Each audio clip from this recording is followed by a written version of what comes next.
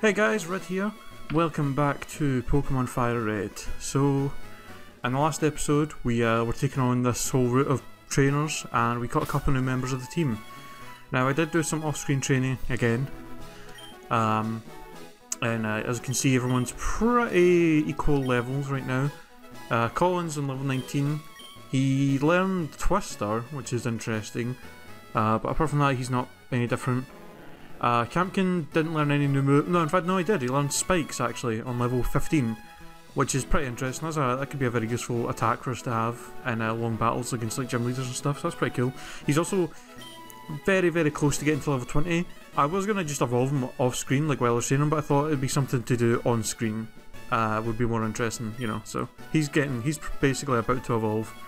And Danny and I think everyone else went up like a level each, but I don't think anybody, like, because I had to like do a lot of switch training and stuff. So everybody else went up like a level each as well, but nothing really changed. So yeah, we're just gonna continue on going over to Bill's house. We got like 2 more trainers to fight, and then we can talk to Bill, and then I'm thinking we probably might have enough time to take on the second gym leader as well, possibly. So that'd be pretty interesting. So I guess we'll see how things go. So let's see. Got Colin here. Unfortunately, Colin, even though he does have Flamethrower, his special attack as a Venonat is so fucking terrible. Once he evolves into Venomoth, I'm pretty sure his special attack stats gets a lot better.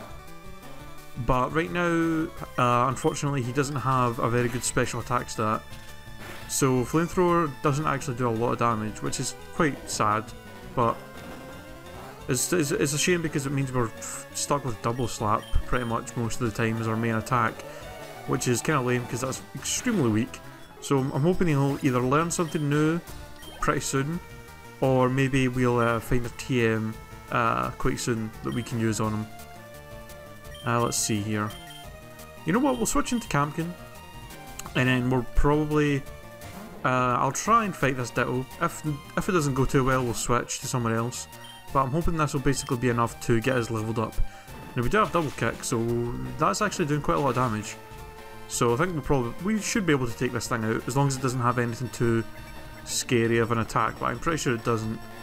Pretty sure so far all the Dittos we fought have only had like Tail Whip and like Sand Attack. Don't think they've really had any damaging moves that are too bad. Or not that I can recall anyway. Yeah, it's got Tackle, so... Well, that should be it then. We should, Campkin's gonna get up to level 20 here, and he's gonna evolve into possibly one of the best Pokemon you can get. Especially, oh my god, really? Wow, I fucking hyped that up so much. Like, oh, he's gonna evolve, it's gonna be awesome. And it's like, nope. How fucking much? How much do you think it is? 12. Jesus Christ. Alright, so next battle we'll be able to evolve him. That was kind of anticlimactic.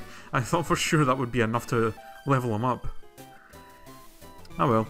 This should be enough to level him up in this fight. We'll switch him in on one of these at some point so he can get some experience. Switch this. She got Snow Run. Okay.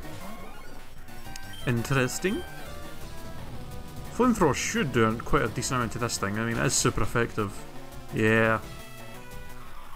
That's pretty good. Okay, and a Delibird. She's got all ice types. Switch into Campkin. See how this goes. Delibird is pretty fucking terrible.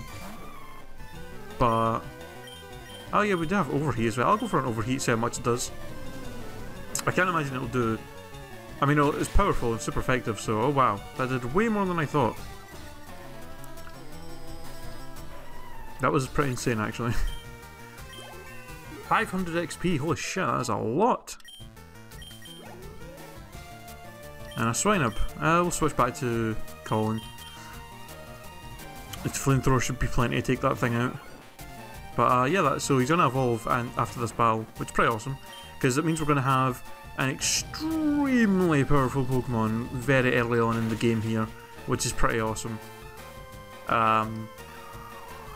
It's pretty crazy that we're going to have something that strong this early on, but we just have to hope that we can keep him for a while. Definitely not a Pokemon we want to lose, I'll tell you that right now. Alright. And Colin Only got a little bit of XP there, is getting pretty close to level 20 though. And Camkin is evolving! Woo! It's pretty awesome. Fucking took long enough. God, I can't tell you how annoying it was trying to train up a fucking Magikarp. God damn. I mean, it was a lot easier than normal because it actually had some attacks. It didn't just have like Tackle and Splash, but still, Jesus. And now we have the mighty Gyarados. Fucking yes. That's pretty fucking awesome. Nice Stratland. Holy shit, Water Spout? Is that the move I think it is? I think it is. Damn!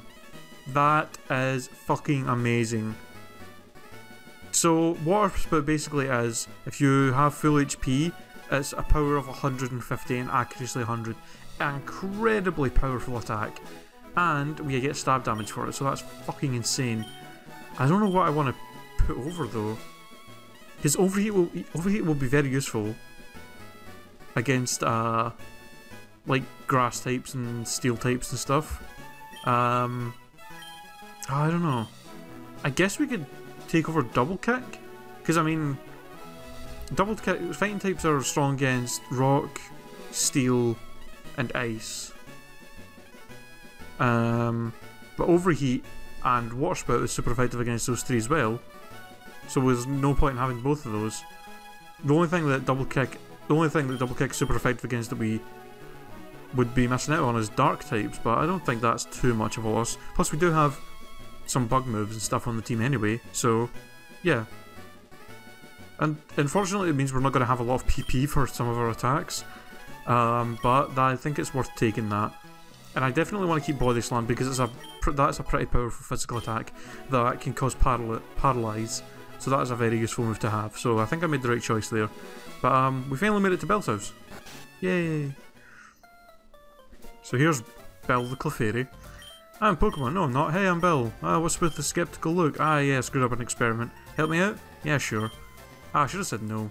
I think he says something kind of funny if you say no. Well. Initiate teleport cell separation. Boop, boop, boop. God, that takes forever. Hey, and there he is. Da-da-da. How's it going, Bill? Yeah, thanks, bud. I owe you one. So, did you come see my Pokemon? You didn't? Well, thanks anyway. Here, maybe this'll do as a thank you. And we get the SS ticket. So we can get on the SS Anne cruise ship down in Vermilion City. So thanks for that, Bill. See ya. Yeah, so that's all you have to do there. Nothing really special. Gives you the SS ticket so you can get on the ship later. Just in case anyone who's watching this maybe hasn't played Pokemon before, or maybe hasn't played the first generation games. But I can't imagine there's too many people like that. Alright, so that's us. We have done everything that we need to do up there. So I guess we'll just heal up and go into the gym. We should have enough time to do the gym, I think, in this episode. And hopefully it will go pretty well. I'm very curious of what kind of types the gym leader's going to have. Because, like I said, like we've seen before, it's a randomizer and they could literally have fucking anything. Alright. This is usually a water gym. Splash! And first up, let's do it.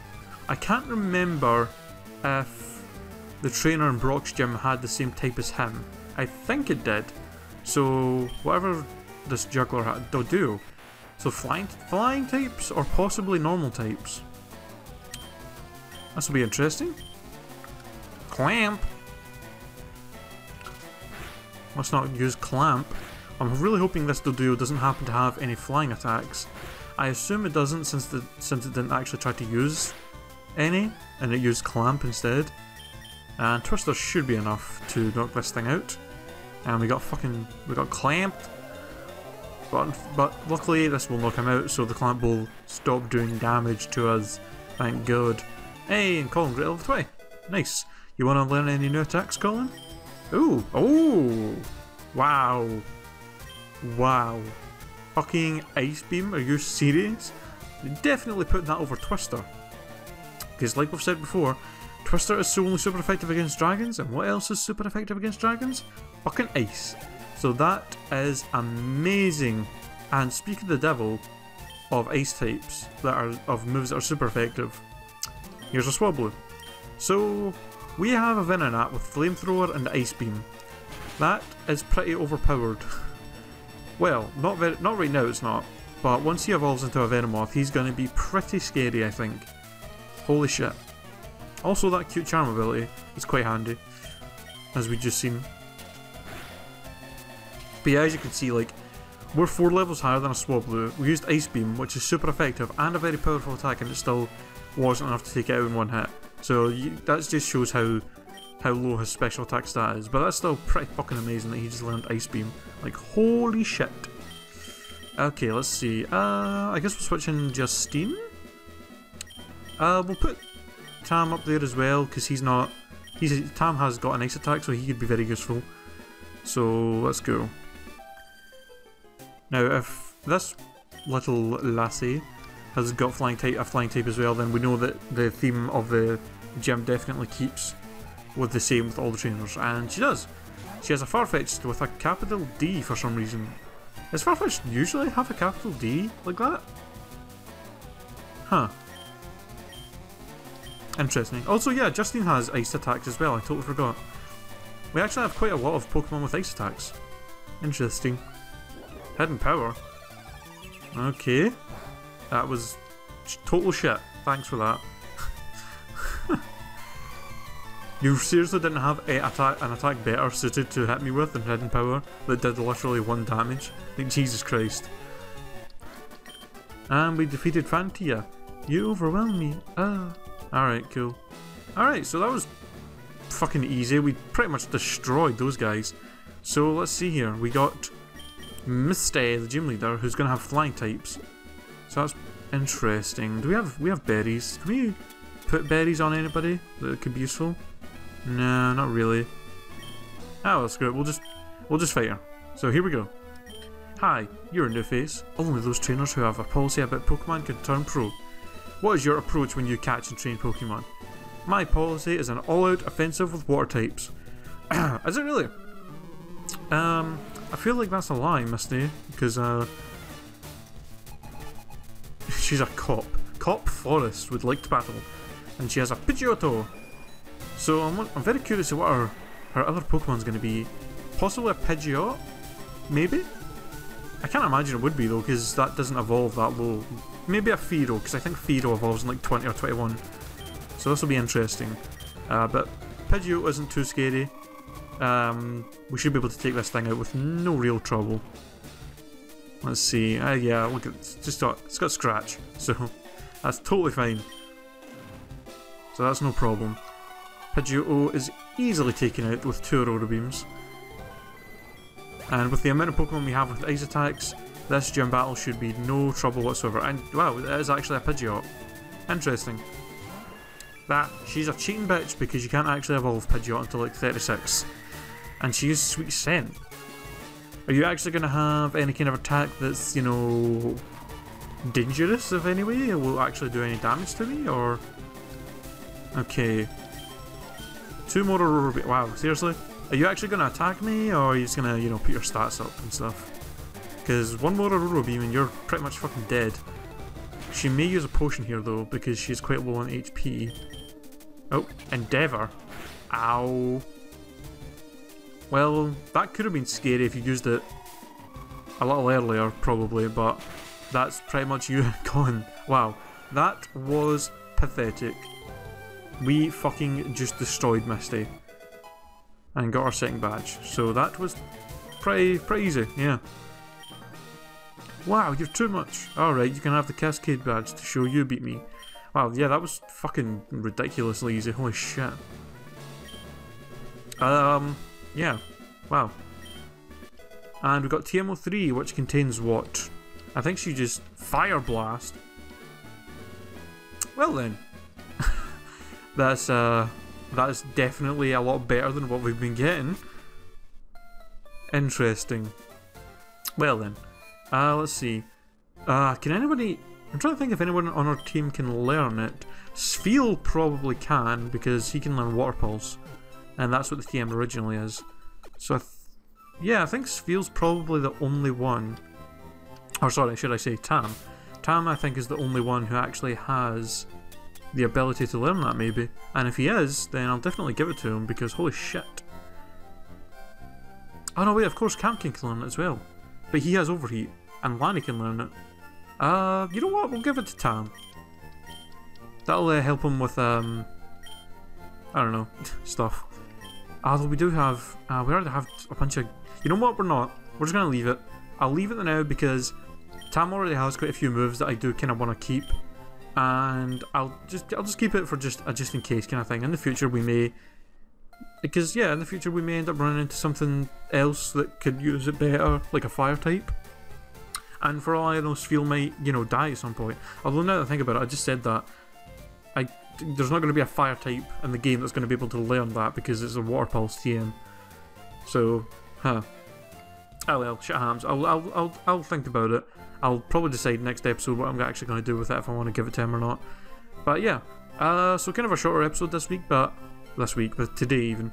But we got a lot done, and we haven't seen Bell and got a new badge, so that's pretty awesome. So thanks for watching this episode, guys, and I'll see you in the next one when we start to head down through Vermilion City. Goodbye.